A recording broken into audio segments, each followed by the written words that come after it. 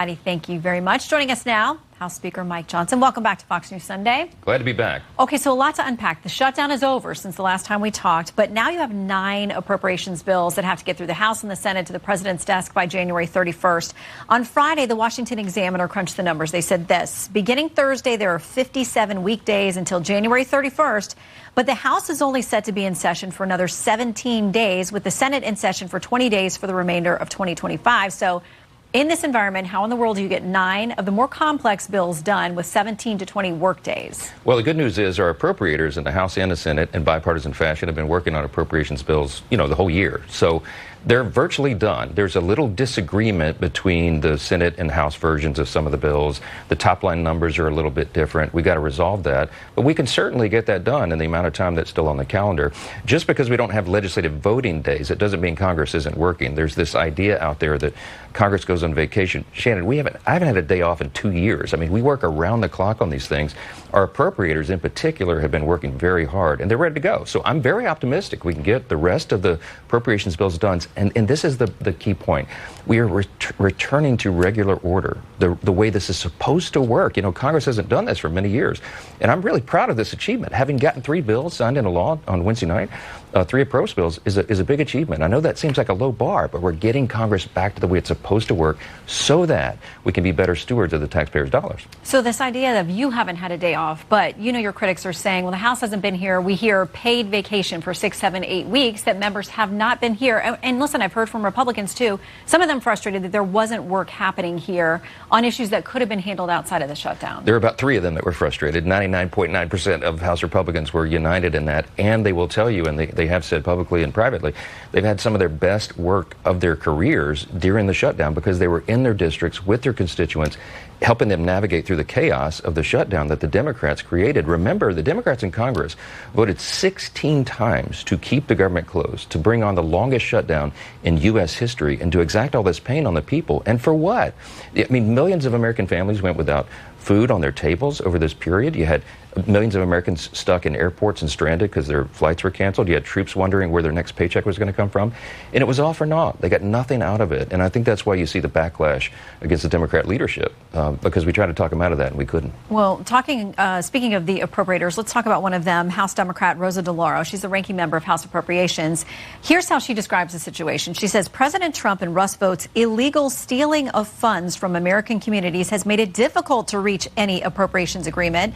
Those challenges are compounded by Senate Republicans' decision to secretly insert language into the legislative branch bill that would aid what she calls January 6th insurrectionists. We'll get to that separately, but it does not sound like she's going to be an easy sell on the remaining 9 bills. It doesn't sound like she'll be an easy sell, but we're going to have to get together in bipartisan fashion and do it. I understand that Democrats are very upset that the White House and this administration have used their rescission power. That's a power that every president has. It's part of the system. And they have a fiscal responsibility, a stewardship obligation to do that. If you see that funds are being misused or being wasted with fraud, waste, abuse, then the administration is supposed to take action and request of Congress to claw back the funding, because that's not what Congress should ever intend.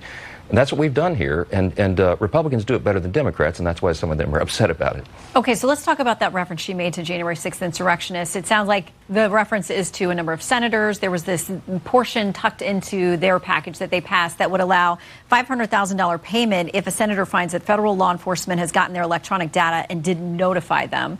I know you had a conversation with Majority Leader Thune about that. How did that go? And what action is the House taking to potentially override that? Well, as you know, we were surprised by that provision being dropped into the clean CR at the last moment. I was kind of frustrated by it. I said that publicly. But I have since talked to Leader Thune and the senators who were involved in that. And their motivation was pure. What they were trying to do is put teeth into the provision of law that prevents these abuses, like Jack Smith and these rogue prosecutors who weaponize the DOJ to go after political enemies. That's what they did here. There ought to be a penalty for that so that we can deter further action like that in the future. That's what they were after. But the optics of it weren't great because it looked like retroactivity and they'd be able to pay themselves for something they endured. Many of them had to come out of pocket for attorney's fees and stuff to defend themselves. But I think we need to adjust the dates on it so that the optics are better. But I think getting teeth to that provision is an important thing that we all ought to be in favor of. Is there going to be a House measure that would just change the dates but allow that potential penalty to stand? and or get rid of it altogether? We probably will repeal that provision. That bill's already been filed. I had to commit to my members that we would do that. We were all surprised by it. But I've talked to the senators about something that's more meaningful and reasonable, and I think we can all get together on the same page. Okay, so the Senate has promised to vote on extending the Obamacare subsidies. That was the main problem with most Democrats and why they didn't want to move forward with reopening the government. GOP Congressman Jeff Van Drew, though, over on the House side, he told NBC News this: not only is it morally bankrupt, it's political suicide for Republicans to let the subsidies expire without an alternative in place. Any scenario in which you put these subsidies, an extension of them, to a vote before they expire on the House side before December 31st? Well, quickly, I would just say to my good dear friend Jeff Van Drew, the moral bankruptcy was the Democrats who wrecked American health care. Remember, in 2010, they created the Unaffordable Care Act. It did exactly the opposite of what they promised. Premiums have risen dramatically since that time, and they're continuing to go up. Part of the reason for that is that instead of fixing the problem, the Democrats just want to subsidize the broken system. They want to spend taxpayer dollars and dump it onto the broken system. What would be morally correct is for us to fix that. And so Republicans have been working on this, and we have many ideas and proposals that go to the root causes of the dramatic rise in health care. When will we hear those, though? Do we get those before these new premium increases kick in for Americans across the country? Yes. Well, many of these you've heard before, and we've done it. Just this year, July 4th, in the Working Families Tax Cut, the big, beautiful bill, the president signed into law some real innovations. We saved the American taxpayers $185 billion, according to CBO, by some of the changes there. We brought premiums down. But this is what's interesting. We had another provision in that, in the House version of the Working Families Tax Cut that went to the Senate, that would have brought premiums down on average 12.7% across the country. Senate Democrats fought to take that out of the bill, so it didn't make it to the president's desk. We have more ideas like that. There's a lot of ideas that can bring down the cost of health care, increase quality, increase access to care, and you'll be seeing that rolled out in the next couple of weeks. Remember, we were always planning to do this in October, November, December. Ironically, it's the Democrats who took all that time off the clock by engaging in their shenanigans for political purposes. All right, so the next couple of weeks, we will watch for that. Now, something that's going to happen this week is this vote on the Epstein files. This is with respect to what the DOJ's got, anything about plea deals, settlements, investigations, those kinds of things. But your counterpart, House Minority Leader Hakeem Jeffries, says, despite what you got from the House Oversight Committee this week, you guys are still hiding the ball. Here's what he says.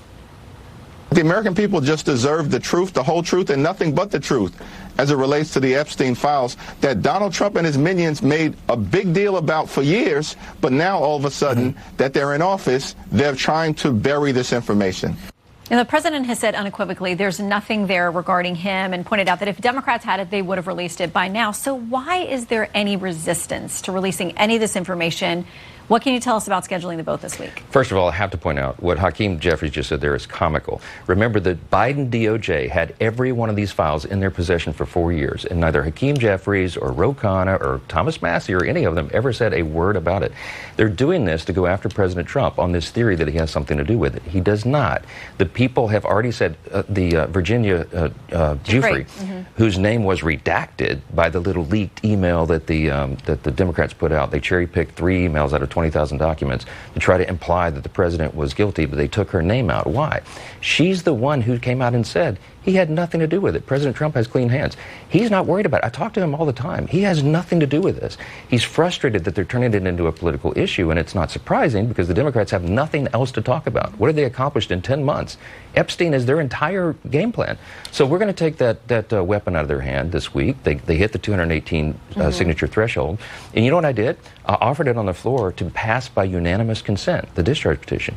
Guess who objected? The Democrats. If they were really for transparency, if this is really about helping victims and all that, they would not have stopped the passage of the discharge petition. So it'll be on the floor again next week. I suspect there'll be lots of votes that will just get this done and move it on. There's nothing to hide. And the Oversight Committee is releasing far more information than the discharge petition, their little gambit, ever even anticipated. They never even mentioned in the discharge the Epstein estate files, and that is the treasure trove of documents that's given us Epstein's flight logs, his personal records, his financial ledgers, his daily calendar. None of that was anticipated. So the discharge is totally moot.